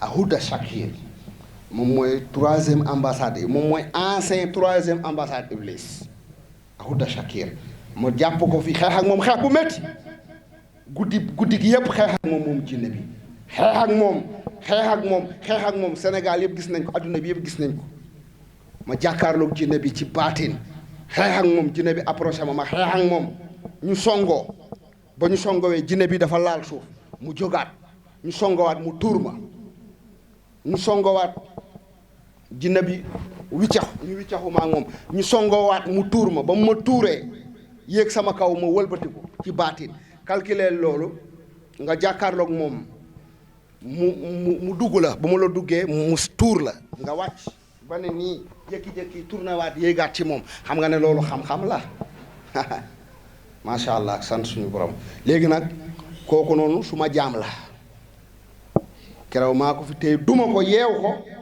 mu ne ma Thierno nangul naa la moom nag laay liggéey loolu nii kii dama foog mu wax loo ko Ahouda Shakir Mamadou Aliou Sow Dienna ba pare ma tuddee ko suma papa léegi nag attaqué Ahouda Shakir xoola ci saa si gis nga instant bi lu mu ko def daf ko njatt gis nga xam nga lëkk ak façon bu mu ñëwee mboose kaw mais ci saa si Ahouda Shakir gis nga nu mu ko def gis nga nu mu ko yeewee ah xam nga ne kooku jinne bu garaaw la gis nga daf ko yeew dama wax turam rek ci saa si yeew na ko gis nga position bi ah expliquer loolu ci anglais ak ci français après mu ñëw wax ak jinne bi rapidement instant bi daf ko yeew maanaam daf koy won ne man du ma sa morom maanaam mu daf ko yeew na ko man du ma sa morom d'abord léegi day xaar ordre lay xaar rek mu yéeg ci kawam nii daf ko yeew daf ko ñëw rek lem ko yeew ba pare di ma déglu nag Houda xaaral bismillah. Donc le marabout Thierno Moulé Sow qui utilise ici donc son talibé Houda Shakir, un djinn qu'il a eu à convertir en l'islam. Il vient d'expliquer qu'il a eu une grosse bataille avec donc le djinn Houda Shakir, une rude bataille, et finalement il l'a remporté.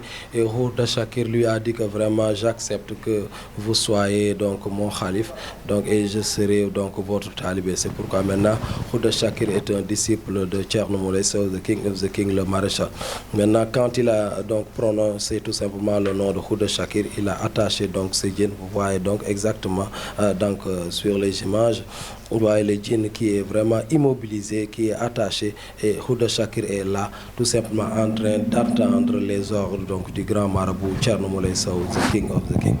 So you see then, dear ladies and gents, followers of TMS TV, you know what is happening in this very house. It is unbelievable. You see the Marabout Thierno Moulé Sow calling every kind of jinns, you know, calling Barmbose from Kaolack, calling, Lek Dakaru, calling every kind of jinns, even, jinns he has given the name of gods, and then right now he's just calling, Houda Shakir, who was a jinn, and then who was converted in Islam by the Marabout Thierno Moulé Sow, because they had a very big battle, and that big battle was really lasting, and finally the Marabout won the battle, and Houda Shakir accepted to become Taliban of Thierno Moulé Sow, and he said to Thierno Moulé Sow, I accept to become your Taliban and I will be working for you. So whatever you need, just let me know and I will be doing it. You see then what Houda Shakir then, when just the Marabout pronounced, just said the name of Houda Shakir was here now, just staying, just, tying, the body of this very lady, the body of this very jinn, because when I talk about the lady, I'm talking about the jinn, the spirit, hypnotizing, possessing this very jinn. You see then, Houda Shakir, tying, the jinn right now, you can see, his hands. When I say his, I talk about the spirit, and then you see, just, the neck, because that's Houda Shakir doing it, and just being ready to be asked something, because just waiting the orders of Thierno Moulé Sow, the king of the king, the marshal, the Khalif General of the jinns. So stay with us on TMS TV and be following us. You will know what will happen after. So I will give the floor to Thierno Moulé Sow, the Marabout, and then he will be talking to the jinns and then try to ask him his name, because he's using Houda Shakir just to make the jinn really say his name. Donc le marabout qui veut utiliser donc le pouvoir de Houda Shakir, donc son talibé, pour inciter les djinns à dire son nom et à parler, parce que là il refuse de parler. Maintenant Houda Shakir, assez puissant, va obliger donc le djinn à parler. Donc je lui laisse la parole et il va essayer donc de continuer sa séance de guérison. Faire merda la ko war maanaam dafa ñëw xam nga koo ëpp doole rek da ngay ñëw maanaam pamteeku instant bi jinne bi ak Houda Shakir dafa ñëw rek pamteeku jinne bi gis nga ni mu ko def nii ba tey war na mat 10 minutes ba tey yënguwul, n'est-ce pas? xam nga ne kooku nekkul ku ndaw, waaw kooku xeex bu metti laa xeex ak moom fii ñëpp gis nañ ko. gis nga ba ma ko woowee mu ñëw dafa ñëw pamtee jinne bi ne ko merdaas, maanaam doo dara la ko def, gis nga ak Houda Shakir. léegi nag dama bëgg jox naa la ordre ak Houda Shakir, jox naa la ordre ak Houda Shakir, ak Houda Shakir, ordre ak Houda Shakir. dama bëgg nga dumal ma ko ak Houda Shakir, humilier ma ko ak Houda Shakir, Mamadou Ali Sow, ak Houda Shakir, Mamadou Ali Sow. dama bëgg nga humilier jinne bi, nga won ne ko moom du gat, humilier ko. Houda Shakir, Mamadou Ali Sow, Houda Shakir, Mamadou Ali Sow, humilier ko. Houda Shakir, Mamadou Ali Sow jinna, Mamadou Ali Sow, Houda Shakir, Mamadou Ali Sow jinna, Houda Shakir, Mamadou Ali Sow, jinna, Houda Shakir, Mamadou Ali Sow, Houda Shakir, Mamadou Ali Sow, Houda Shakir, Mamadou Ali Sow, Houda Shakir, Mamadou Ali Sow, Houda Shakir, Mamadou Ali Sow, jinna, Houda Shakir, Mamadou Ali Sow, Houda Shakir, Mamadou Ali Sow jinna, humilier ko. Houda Shakir, lemal ma tànk yi ñaari tànk yi lemal ma ko Houda Shakir lemal ma ñaari tànk yi lemal ma ñaari tànk yi Houda Shakir lemal ñaari tànk yi lemal ma ñaari tànk yi ñaari tànk yi ñaari tànk yi lemal ma ñaari tànk yi Houda Shakir Mamadou Ali Sow lemal ma ñaari loxo yi ci ginnaaw Houda Shakir Mamadou Ali Sow lemal ma ñaari loxo yi ci ginnaaw lemal ma ñaari loxo yi ci ginnaaw Houda Shakir Mamadou Ali Sow Houda Shakir Mamadou Ali Sow Houda Shakir Mamadou Ali Sow Houda Shakir beneen loxo bi na ñëw Houda Shakir Mamadou Ali Sow Houda Shakir Mamadou Ali Sow Houda Shakir Houda Shakir Houda Shakir Mamadou Ali Sow léegi nag bopp bi na sikki Houda Shakir xëccal loos bi mu sikki bopp bi na sikki bopp bi Houda Shakir léegi nag bërëng ko Houda Shakir bërëng ko Houda Shakir bërëng Houda Shakir bërëng mu ñëw bërëngaal mu ñëw ba fi mu gaaw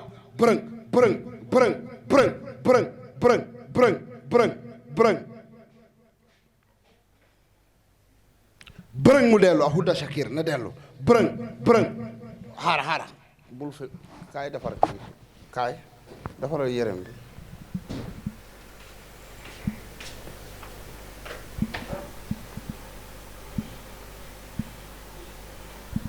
bolokel noonu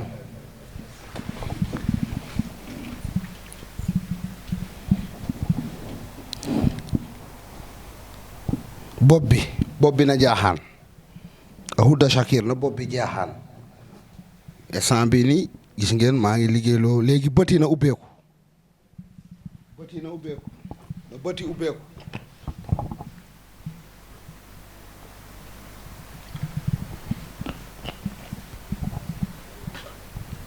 bëti na ubbeeku na wax moom la kan ubbil gémmiñ gi Houda Shakir ubbil gémmiñ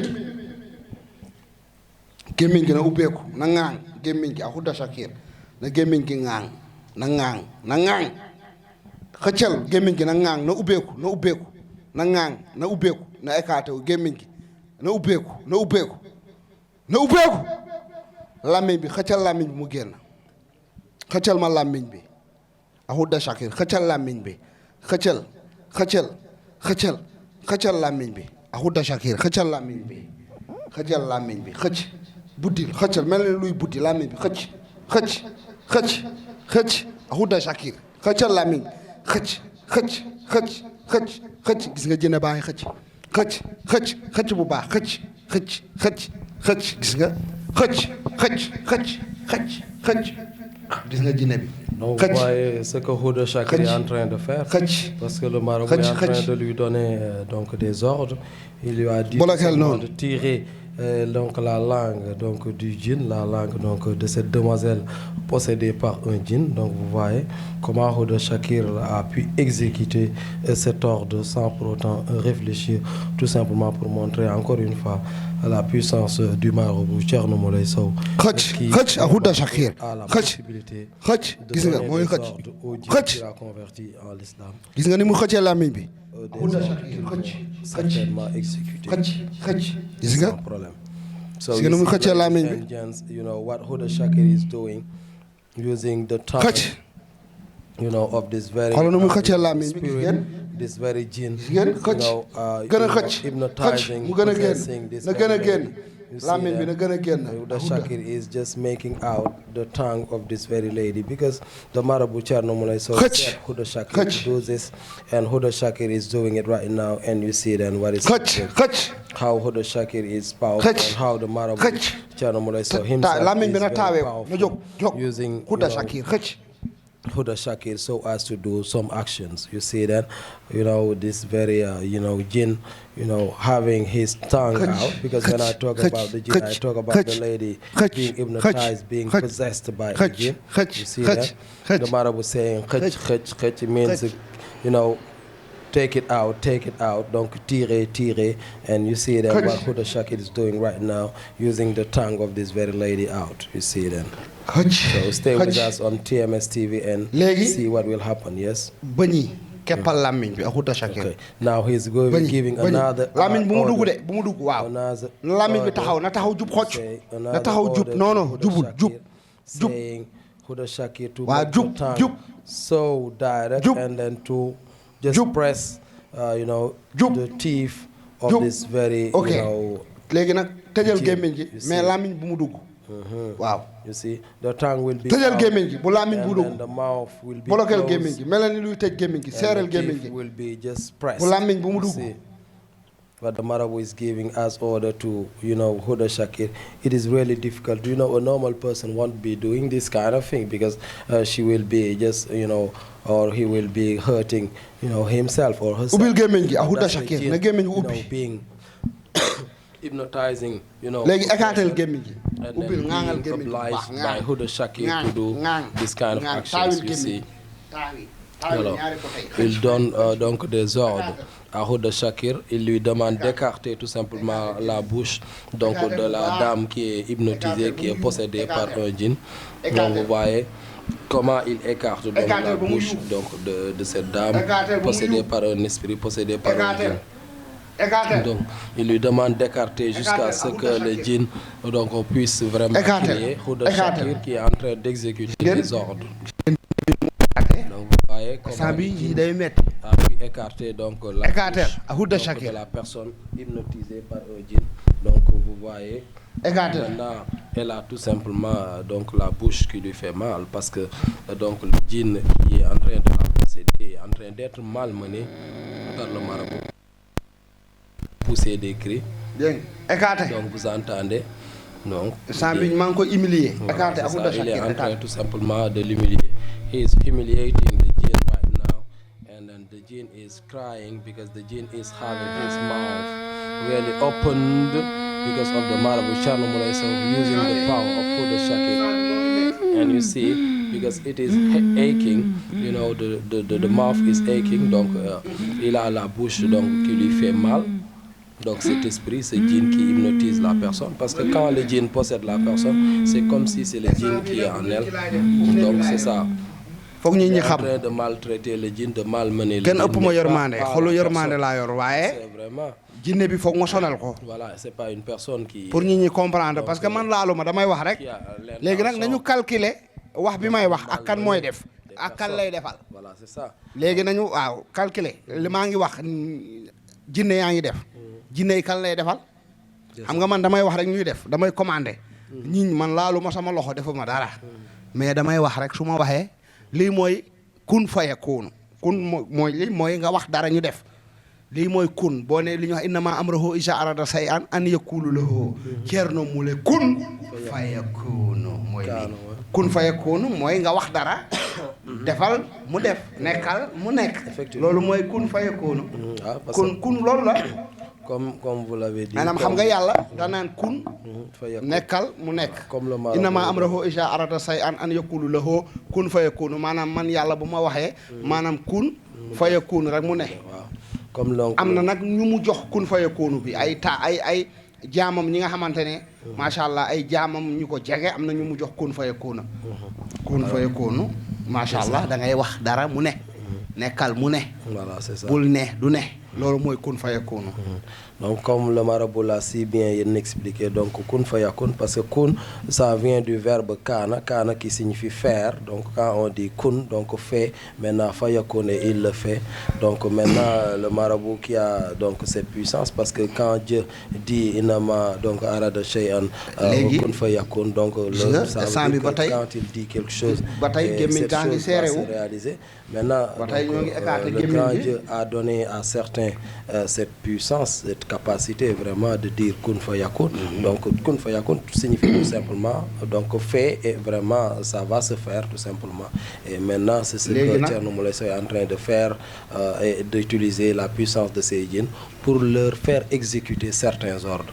léegi nag bàyyi leen làmmiñ bi léegi na wax na wax moom la kan ak Houda Shakir léegi na wax de laisser léegi na wax moom la kan libre ça. léegi na wax Maintenant il lui na wax loo demande de leen ko mu parler. wax moom la kan Parle. na wax Alors il na wax demande moom la à kan Houda Shakir noo tudd na wax de l'inciter, de léegi l'obliger. na wax moom la kan Alors il lui demande yow la kan, who are you? na wax. Alors il veut donc tout simplement. bàyyi leen làmmiñ bi mu wax bàyyi leen làmmiñ bi s'explique, mu mun a wax waxam bi mu mun ko puisse dégg. comprendre de qui il s'agit exactement. na wax.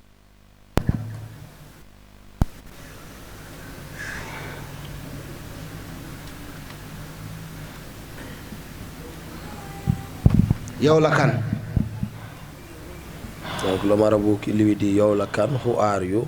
Donc qui es-tu exactement? Mais le djinn Yow la kan. encore parler, donc c'est ça. Il est en train de délier sa langue, donc l'esprit est en train de délier sa langue, mais il n'a pas encore du tout parlé. Maintenant, on va voir ce qui va se passer. na wax moom la kan léegi bàyyi leen gémmiñ gi bàyyi leen bët yi ak làmmiñ bi. Alors donc na wax moom la kan lui bàyyi leen na xippi bët yi. demande à Khouda Chakir et à ses djinns, léegi Khouda à Chakir ses bàyyil talibés, à bët ses yi disciples, léegi nag na wax moom la kan. donc, de laisser libre sa langue, sa bouche et ses yeux, seenu muy def bët donc yi. pour lui permettre donc tout simplement de parler. yow la kan. na wax moom la kan. hey c'est qui yow la kan. na wax bàyyi leen loxo yi léegi na wax moom la kan yow la kan. yow la kan.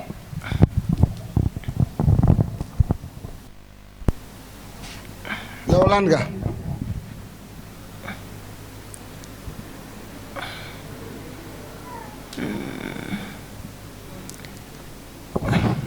yow la kan.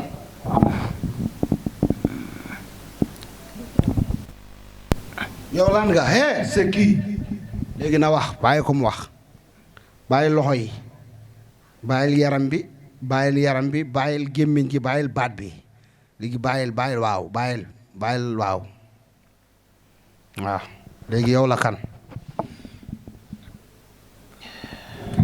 c'est qui noo tudd. noo tudd. ah. fàtte naa ko. noo tudd. fàtte naa ko. lu mu wax. noo tudd. naa ko. ah. fàtte naa ko. nee na fàtte na ko. moom fàtte na nu mu tudd. depuis sànq ñoo ngi insister mais nee na dafa fàtte nu mu tudd parce que parfois jinne dugg nit yàgg ci moom dem ba fàtte.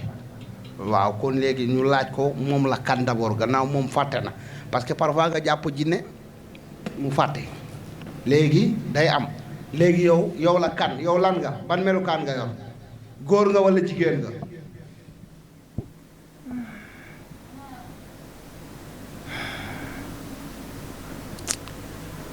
sama xel bi nan yóbbu.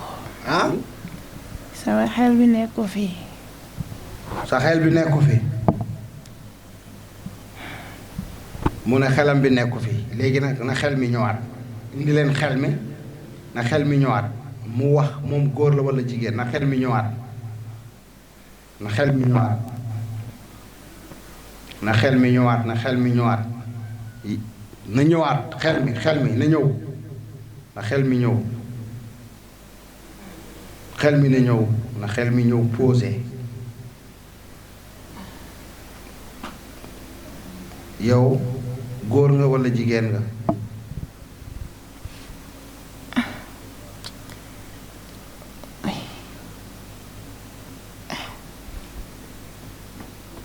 gis nga xel mi nekk fi ba tey gisoo mu ngi def na. yow góor nga walla jigéen nga. boo koy gis ngeen lii day jël temps déjà liggéey bi dafa metti du yombul. ñi ñu koy seetaan ci vidéo yi nag ñoom dañ leen di filmer rek woon leen waaye sur la scène dafa métti dafay laaj coono ak énergie. maa ngi nii reeruma tey maa ngi commandé woon vermicelle mais malheureusement tey xam naa ne moom boo moytul loolu ndékki rek lay mën a doon waaye du doon reer.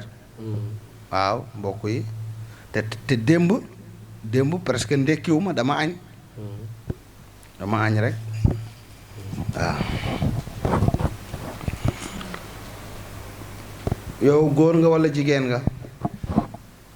dañ naan sëriñ bi tout le temps day wax ay waxu lekk rek non foog ñu expliquer nit ñi fu ñu toll ak nit ñi nekkee dafa baax nit ñi di xam maanaam bu ñu añul ñu xamal nit ñi añuñu bu ñu reerul aussi ñu xamal nit ñi reeruñu dafa baax nit ñi xam li ñuy daj parce que liggéey bi dafa métti day baax ngay won nit ñi lépp macha allah ñuy comprendre sëñ bi naka lay dundee ak naka lay nekkee loolu dafa am solo parce que liggéey jinne dafa doy waar maanaam oto bu amul frein la boo commencé liggéey doo xam kan ngay wàcc maanaam li ñuy wax oto bu amul frein bu déparé doo xam fooy wàcc parce que da ngay bës frein doo làmb frein maanaam amul heure daal mooy oto bu amul frein liggéey bi noonu la oto bu amul frein la ndax tey dama ne woon damay teel a wàcc instant bii ni ban heure moo jot 5 heures du matin jot na ba 6 heures sax mooy waaj a jot gis nga 6 heures 25 déjà 7 heures dina ma fekk fii te démb 7 heures laa fi jógee mooy oto bu amul frein la mooy liggéey bi parce que jinne maanaam jinne seeni mbir mooy loolu bokkuñu ak nit yow góor nga walla jigéen nga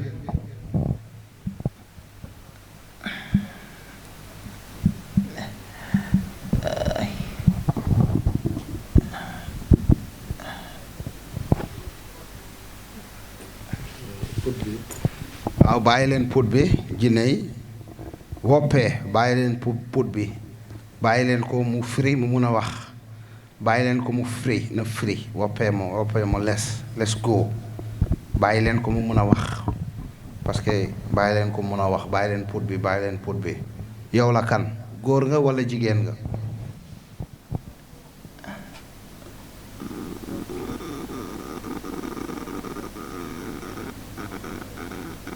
góor nga walla jigéen nga bàyyi leen waxukaay bi mu wax bàyyi leen waxukaay bi mu wax góor nga walla jigéen nga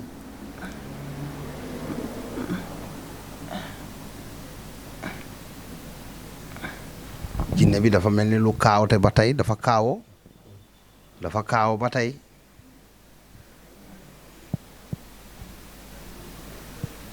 dafa kaawo ba tey fu mu nekk ni instant bi jinne bi dafa kaawo ba tey parce que dafa ñëw ak baraxe gars yi jinne wàccee ko instant bi nag moom xamul jàjj ak joor dafa kaawo fu mu nekk ni dañ ko yóbbu 4 appuis fu mu nekk ni dafa dugg garage waaw yow la kan góor nga walla jigéen nga góor nga walla jigéen nga damay waaja ñëw fii waaw ñu ma doon xeexal ñoo yóbbu sama xel bi waaw xamatoo nee na ba muy waajee ñëw fii dafa am ñu mu doon xeexal ba ñu yóbbu xelam mbokk yi waaye fii jinne yi dañoo garaaw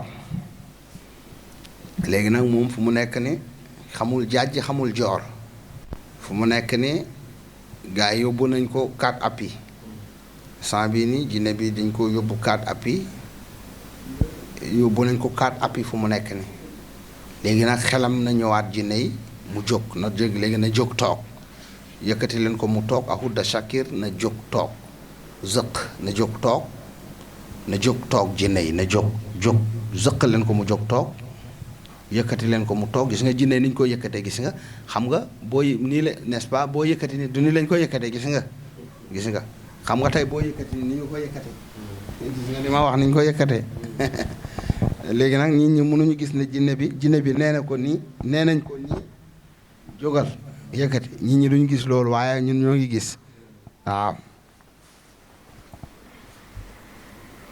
maa ngi fii ci chaise royale bi chaise bi macha allah Dubaay lañ ko commandé woon chaise bi rek Dubaay lañ ko commandé woon ensemble bi macha allah ñoo ngi ko jëndee woon 10 000 ensemble bi chaise bi Dubaay laa ko commandé woon macha allah mooy chaise royale bi macha allah am na yeneen yi ñëw ci kàttanu suñu borom bi Dubaay lañ ko jëndee woon ak yeneen i bagage macha allah mooy chaise buur bi chaise king bi.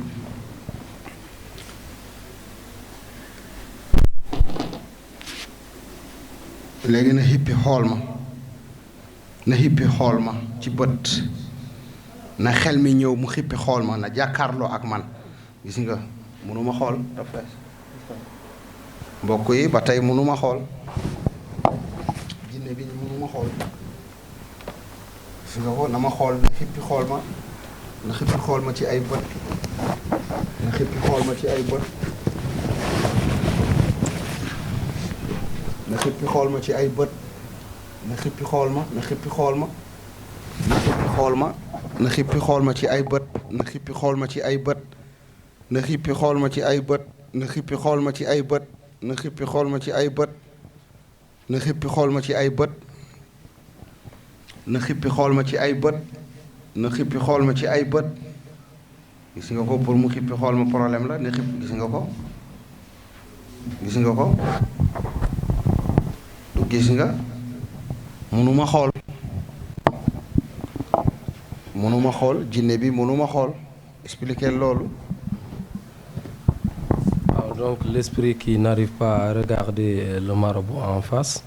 Donc vous voyez, donc l'esprit qui vient même d'expliquer qu'il a perdu toute connaissance et qu'il n'arrive même pas à dire son nom et à se rappeler s'il était un homme ou bien une femme.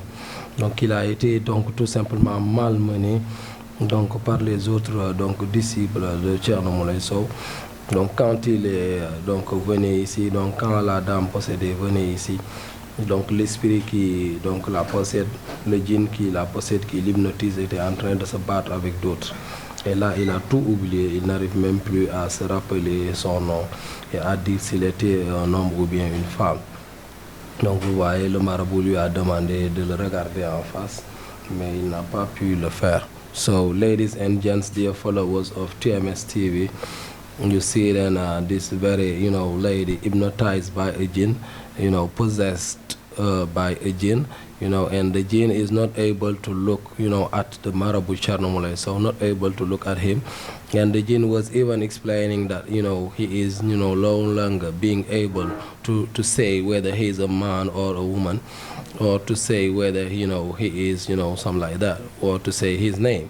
Because right now he has forgotten everything, because when he was coming here, he was fighting with others, because, some other Talibans maybe of Thierno Moulay Sow was fighting with him, and right now he's being so tired and forgetting whether he is a woman or a man, and then even forgetting his name.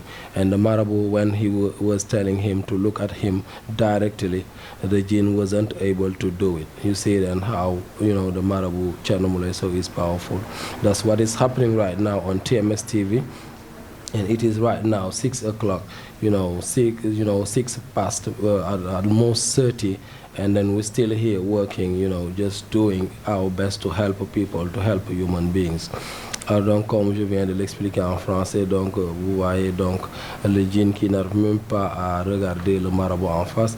Et là, chers internautes, chers téléspectateurs, si vous venez de nous prendre en cours, sachez qu'il est exactement donc 6 heures passées, presque de 30 minutes, et nous sommes toujours là en train donc de travailler. On a passé la nuit, donc pour montrer comment donc le travail est difficile. On peut passer des heures et des heures à faire parler un djinn, parce que les djinns ne sont pas comme des êtres humains.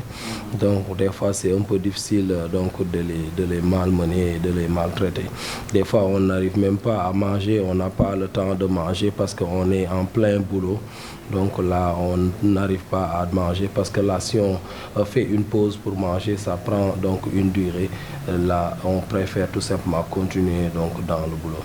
Donc c'est ce qui se passe sur la TMS TV, et merci surtout de votre fidélité et merci vraiment de nous accueillir chez vous et de nous suivre. Vous saurez toujours ce qui se passe donc dans la maison de Thierno Moulay Sow, donc le Khalif général des djinns, le maréchal, donc the king of the king, le roi de la médecine traditionnelle.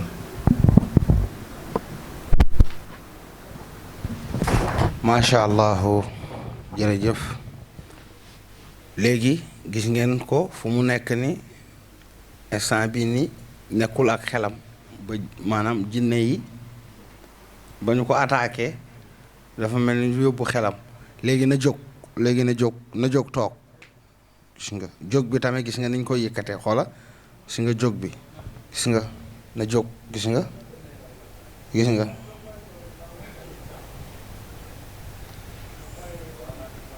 yow la kan d'abord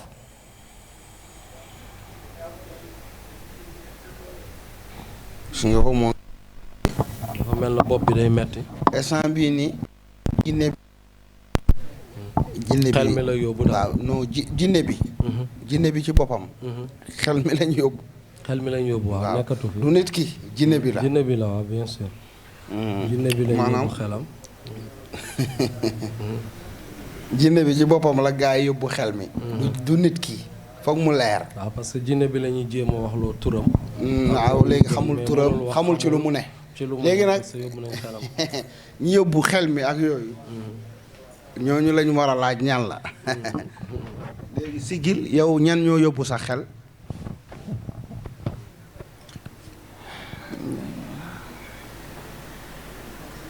gisuma leen. ah. kenn gisul leen. gisuma seen. gisoo la si. seen kanam gisuma ko.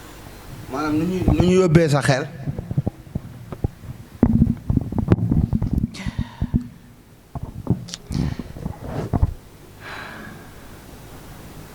instant bi nii gis nga jinne bi xel mi lañ yóbbu xam nga xel mooy nit lu amul xel du régler instant bi jinne bi nekkul ak xelam parce que dafa yàgg di sonal xale bi comprendre nga c'est comprendre ok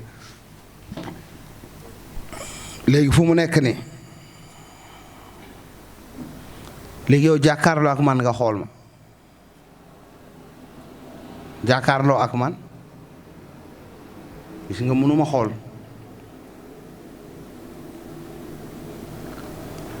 forcel jàkkaarloo ak man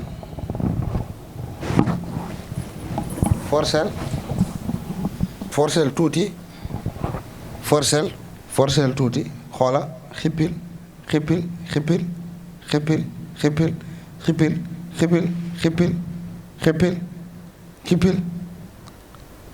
jaag noono bu mu dem xippil fii jàkkaarloog man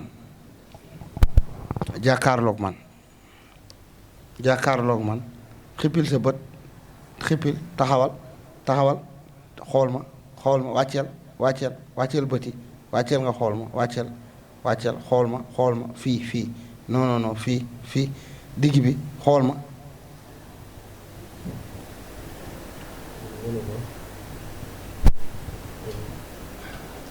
waaw macha allah léegi nag kon ñu waxtaan ak yaayam d'abord jinne bi lañ yóbbu xel mi waaye du nit ki foog mu leer tamit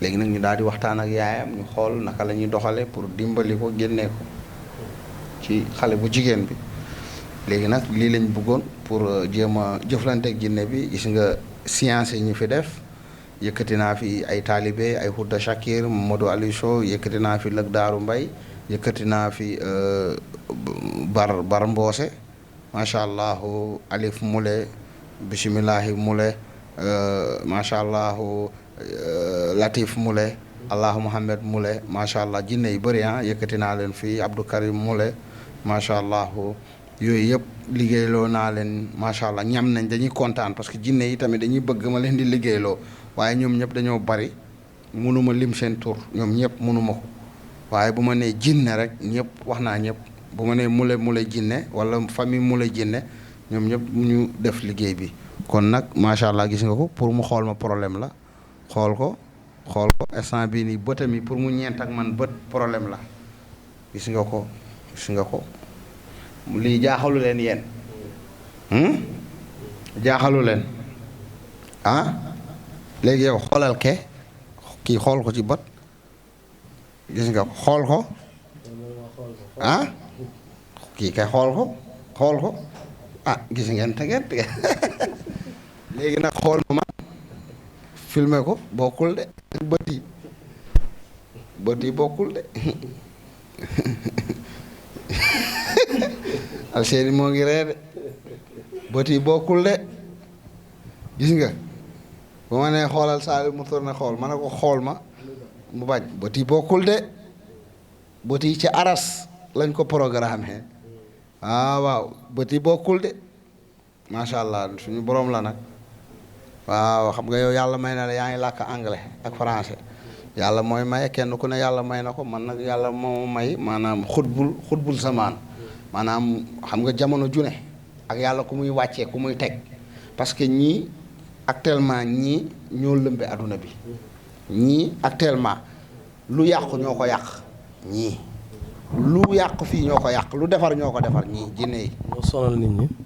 waaw di leen dofloo di leen defloo lépp ñoom lu yàqu ñoom la lu fi defaru ñoom la léegi nag bu la yàlla mayee ñoom nga yilif leen rek loolu sant yàlla la maanaam nga mën leen rek nga mën leen yilif leen rek loolu ab may la ab jagleel la bien sûr waaw parce que yombul ñii ñoo jaaxal sëriñ si ñii ñoo lay fekk ngay dawal sa oto bu tooy xepp ñu këpp oto bi nga dee ak sa njaboot da ngay gis fi kilifa yi bari dañuy yor seen oto bu tooy xepp poussière sax du leen laal ñii nga romb leen rek ñu ne la nii oto bi xalangu ba mox ñii la tey nga xamante ne tey gis nga fa ne oto président bi nu mu lakkee woon di gis nga xam nga ak sécurité mi nu mu bare gis ngeen kon ñii dañoo dangereux ñii ñoo lëmbe jamono ñoo jaaxal jamono waaye nag Cerno leen jaaxal loolu suñu borom la allahu loolu borom bi la yàlla nag mooy xool lu ko neex def fu ko neex léegi nag ñii ñoo jaaxal adduna bi jinne yi tey lu fi baax ñoom la lu fi yàqu tamit ñoom la da ngay gis nit ku baax nit ku am valeur ñu yàq ko mu nekk benn bëlëb puy dem ñu yàq ko fekk ñii la waaw ñii maanaam jamono ji ñooy doxal réew mi ñooy doxal adduna bi jinne yi waaw moo ngi raay sama dàll yi de